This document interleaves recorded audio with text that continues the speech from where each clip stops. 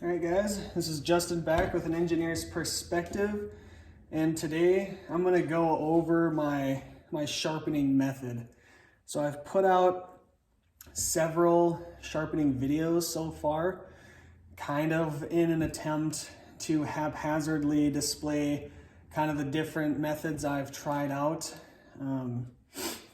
But in all of those methods, I follow one core principle, I guess, methodology, and it's this right here. So it's a 4-step process. I do it with every single type of sharpening there is, be it work sharp, KME, water stones, diamonds, sharp maker, you name it. This is how I do it. So I'm an engineer, so I decided to put an equation for you. So sharp equals FR cubed, and all that is these 4 steps. So the first step is you form the burr. Second step is you refine the burr. Third step is you reduce the burr. And fourth step is remove the burr. So what do those actually look like when you're going? So I would say the 2 most important steps, I'll star them for you. Let me grab a Sharpie here, are number 1 and number 4. If you can form the burr and remove it, you've got a sharp knife. If you can do that on a 320 grit stone, you nailed it. You're the bomb.com. Steps 2 and 3 are basically just the roadmap to go from 1 to 4, if that makes sense. So this just tells you where you really need to focus your attention. So if you don't get number 1, you will not get 2, 3, and 4. You will not get sharp. So number 1 is the most important. So what does that look like? That means that on your coarsest stone, whatever the first stone you start on, like let's say you just use 1 stone. If you use 1 800 stone, grit stone, that's it. If you start on a DMT coarse, that's the one. But on your coarsest stone or grit, so here this is an X100 belt, I'm gonna go on one side until I form a burr, meaning a lip of metal that's rolled up away from the abrasive. And then from heel to tip. Then I'm gonna go to the other side and I'm gonna go until the same thing happens this way and I can feel the burr formed from heel to tip. Once you've done that, you have accomplished step number 1. You've done the most important thing, so nice work. All right. So next step is going to be refining the burr. So to make it a little bit easier in somebody's head, refining the burr is just going up to the next grit, is your next grit stone. So this is an X100. So then I would start refining the burr either maybe on a X45 or an X22. And basically I'm going from like 300 grit to like 1000 grit, okay? I'm refining the burr. And when you're refining the burr, you're just trying to make it smaller. So what that looks like is you need to keep in mind that when you go to that next grit is that you aren't going for so long that you're creating a huge burr. That's going to be a lot of work to remove. So you're going and you're forming a burr again. You're going and forming a burr again, but be intentional in making it smaller. All right? So you're refining the burr, you're trying to make it smaller. The next one is reducing the burr. So at this point, you will have had, you've formed your edge, okay? You're not going up in grits anymore. You're now just focused on making the burr as easy to remove as possible. So you've already set yourself up to reduce the burr in your refining step by keeping it small. Because if you make a very large burr in the refining step, it can make it very difficult to reduce it and remove it.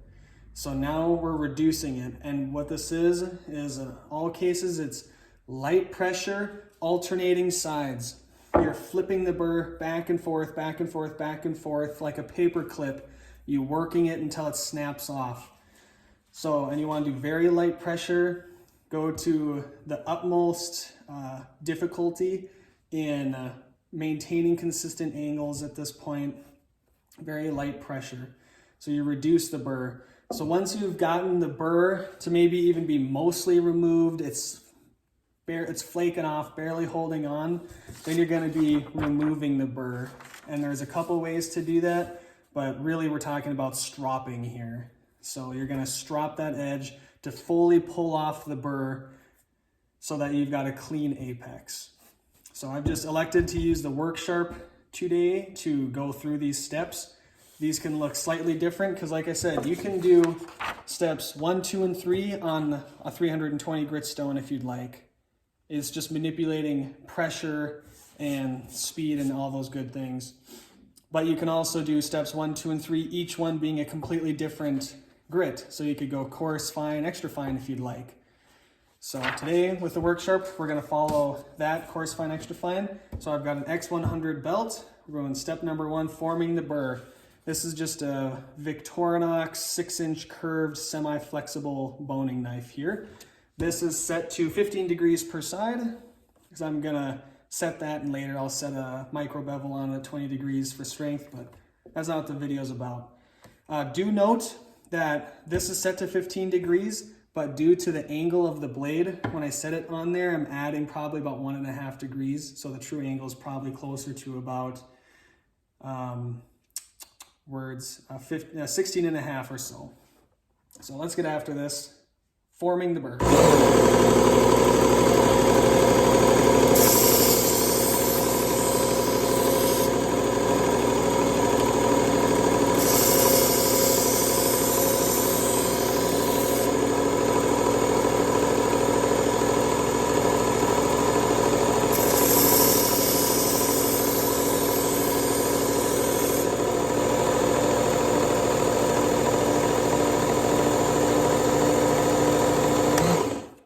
So 3 passes, I can feel a burr the whole way there. I don't know if you can hear this.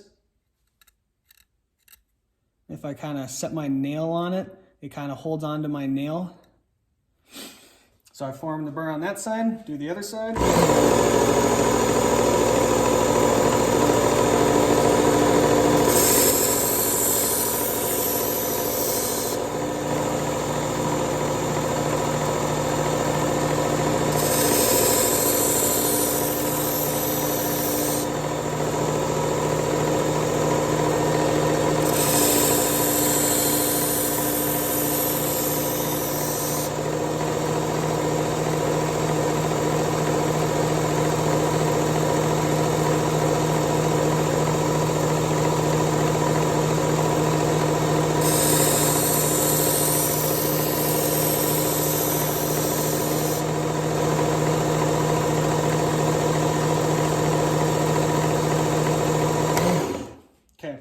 So I've formed a burr completely on the other side. Remember, this is the most important step. So when in doubt, keep going. So I did a 3 on that side, 4 on that. I'm gonna do 1 more to even out the bevel on the other side.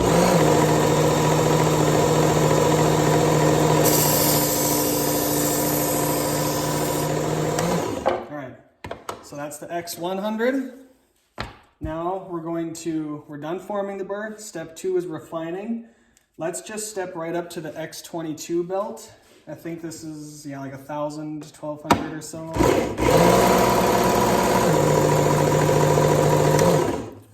So we're refining the burr in 2 ways. Number 1 is finer grit, but more importantly is you're consciously keeping the burr small. And when I go on this, I'm gonna flip every time. I could refine the edge by doing, 5 on that side and 5 on that side, but that will result in a big burr. So instead, I'm gonna 1, 2, 3, 4 on the work sharp to refine the burr.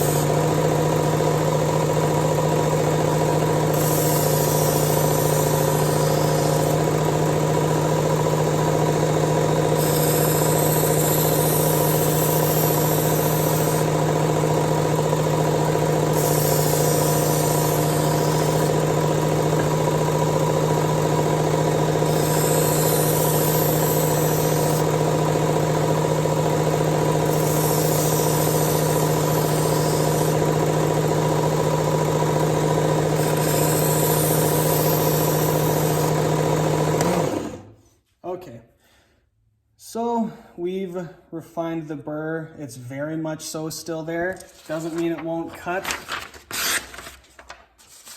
but the burr is there. This knife is not, it's not worth a hoot. Even though it cuts paper, it doesn't matter. So that's the X22. Now we're gonna go up to the X5 because we formed it, we've refined it, and now we're going to reduce it. So the reducing part, there's a lot of ways you can do this, and that's going to depend on what method you're using. For the work sharp, my preferred method for reducing the burr is twofold. Number one is using the X5 belt because it doesn't tend to form as much of a new burr. And to go very light pressure, fairly decent speed, so I'm not having long contact with it. But in between those stropping, or not, whatever, technically it's a stropping motion, but in between these light, quick passes, I'm going to be running the knife through this wood, this soft wood, to help pull off that burr and reduce it and weaken it. And that seems to be giving me the best results with the work sharp. So we're going to reduce the burr. I'm going to do 1-2 pull, 1-2 pull, and I'm going to feel the edge until it feels like I've really reduced it into almost nothing.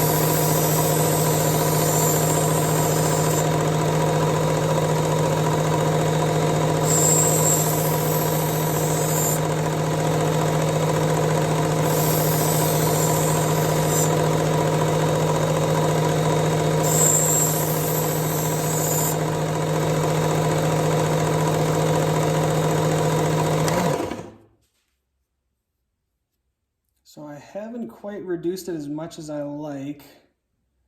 Still feels aggressive.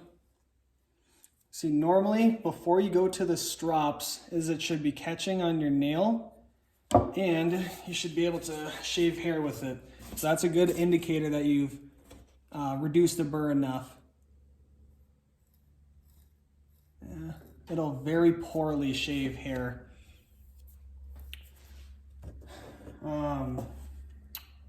If you notice there, I did a 4 or 2 on each side alternating before I went back to the wood. And that's because I felt like as if you rip the burr off, you're gonna leave a very scraggly edge. So I spent a little extra time on the belt trying to reform it, kind of sneaking up on one side and the other to give me a clean apex. And I'm just curious if in this, particular instance, if it's still a little bit too raggedy. So I'm gonna go a little bit more on this guy to try to form up that apex a little bit better and clean it up.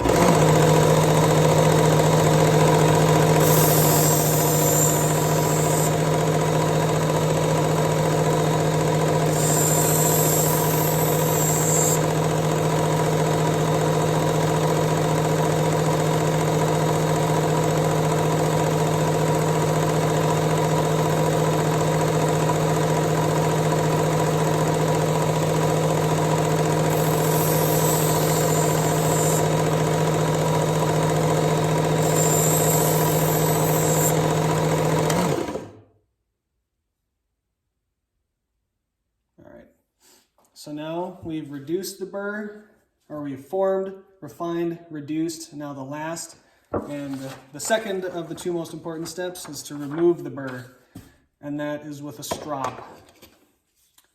So just sticking with the Work Sharp today. This is one of Work Sharp's cloth belts here. It's just got their green chrome oxide compound impregnated into it. I have not had that great of luck with these cloth belts personally, but I keep trying them. I have had one bust, so you can see how it's attached there. They say it's non-directional, but I try to make it so that it's like it isn't coming into the seam where it'll unravel it. Like I said, I have had one of these bust before. And on these, they recommend extra high speed. I haven't messed around with enough to yay or nay that, so it's gonna be probably extra loud. So let's get removing that burr.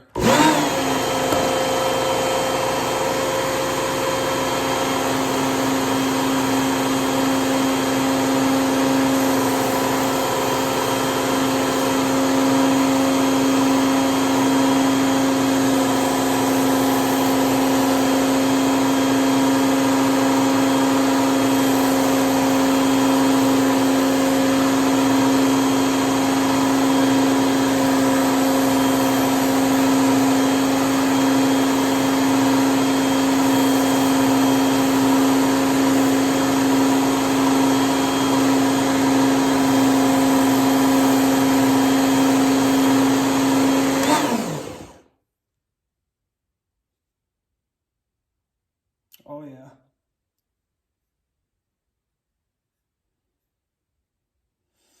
So it feels more refined, less grabby like a burr will feel. Should shave hair a lot easier now. And it does. And obviously it was cutting paper forever ago. But see how much quieter that is? Can you compare the, I don't know if this shows up on camera, but this is the current edge and this was the old edge.